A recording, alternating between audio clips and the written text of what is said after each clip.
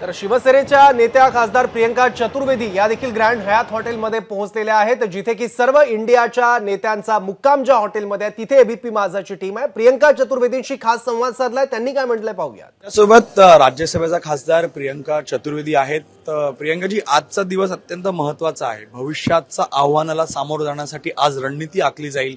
किती पॉझिटिव्ह आहात की येणारा काळ जे आहे ते इंडियाचं असेल? मैं बिल्कुल पॉजिटिव हूँ कि ये इंडिया का काल होगा और मैं बताती हूँ क्यों.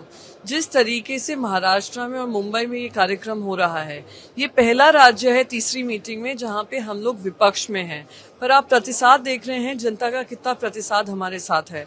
वो दिखाता है कि इंडिया है जो उनकी बात रख रहा है, जन की बात रख रहा है, मन की बात नहीं हो रही है.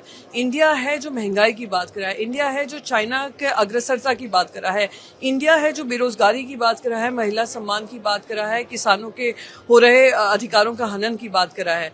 तो बहुत पॉजिटिव है. और ये मीटिंग जो है मुंबई में एक ऐतिहासिक लड़ाई शुरू हुई थी, डू और डाई मूवमेंट शुरू हुआ था जहां अंग्रेजों के खिलाफ हुआ. ये एक ऐतिहासिक मीटिंग साबित होगी जो भारतीय जनता पार्टी और जो देश हित के विरोध काम हो रहा है उसको खत्म करने का. पण एक चेहरा लागेल. कन्व्हेनर कोण असेल हा एक मोठा प्रश्न आहे.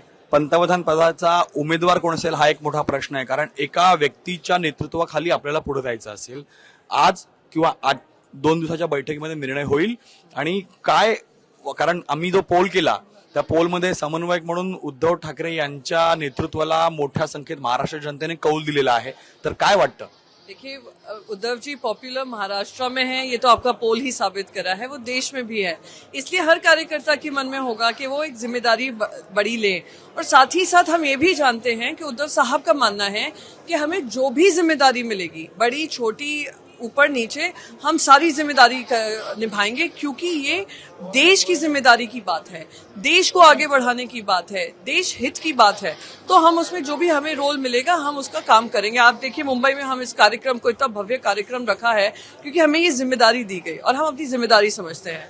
रही बात जो भी निर्णय लिया जाएगा प्रधानमंत्री को लेकर, गरीमत ये बात की है कि इस देश में प्रेसिडेंशियल सिस्टम नहीं है.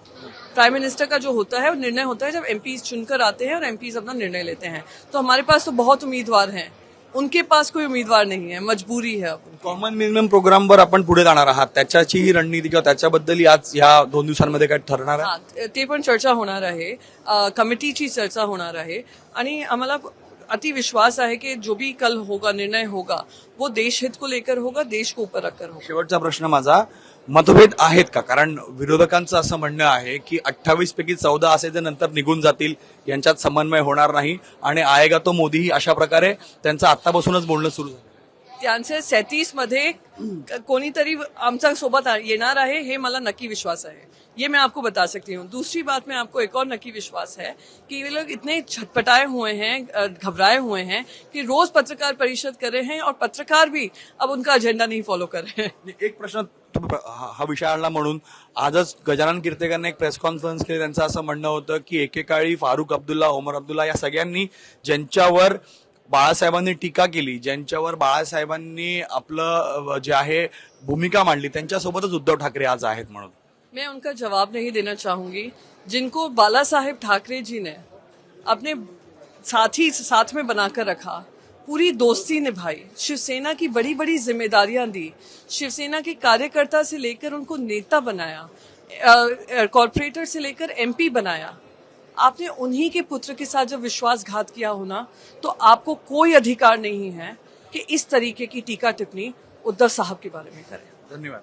कॅमेरामॅन अनिल संगरेचा, गणेश ठाकूर, एबीपी माझा, मुंबई.